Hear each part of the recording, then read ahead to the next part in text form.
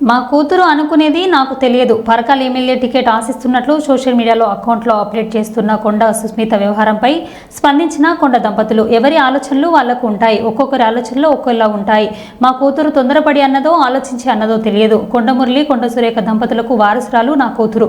తన భవిష్యత్తు ఎలా ప్లాన్ చేసుకోవాలో నిర్ణయించే అవకాశం తనకి ఉందని ఆలోచనను మేము కాదనలేం.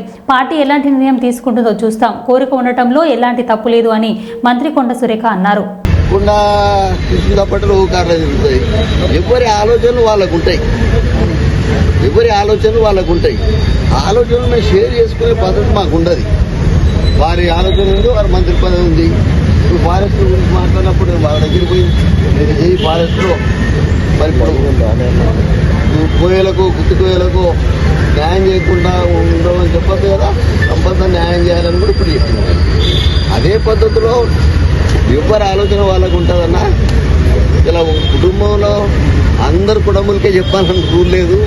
మా అన్న ఉన్నాడు, మరి మా అన్న చెప్పినట్టు మా అన్న కూడా మా కుటుంబంలో ఒక సత్యం సారని మా కుటుంబంలో ఒక భాగం. ఆయనే మీటింగ్లోకి పోతాడు, మొదలు కూర్చుంటాడు. ఈయన ఎవరు ఆయన అడుగుతాడు. ఎందుకంటే ఎవరెవరు అనుకునేది సాయంత్రం వచ్చి మన అంతే తప్ప మరి మా పాప అనుకునేది నాకేం తెలుస్తుంది. లండన్ నుంచి వచ్చింది. అసలు నేను నిన్ననే వచ్చినా, మరి ఇంకా మా మనవరాలతో కూడా మాట్లాడలేదు. మరి మా మనవరాలు నేను అమ్మ అని పిలుస్తా. మరి సుస్మితా పటేల్ ఏమున్నది అంటే మంచిగా మాది 15 రేఖమ్మ గారి ఎమ్మెల్యే. మా ఊర్లో గుట్టలు అన్నీ కూడా నాకు తెలుసు, నా బిడ్డకు తెలుసు. తొందరపడి అన్నదో తొందరపడగన్నదో దంపతుల కూతురు మాలో ప్రవహించేది రాజకీయ రక్తం, ప్రజాసేవ మా ఆలోచన. అది దానికి వంశపారపర్యంగా రావడంలో తప్పు లేదు. అది ఎక్స్పెక్టేషన్ పెట్టుకోవడంలో తప్పు లేదు. దాని ఆలోచనలను కాదు వద్దు అనేటువంటి అధికారం మాకు లేదు. ఎందుకంటే she's major, she knows everything.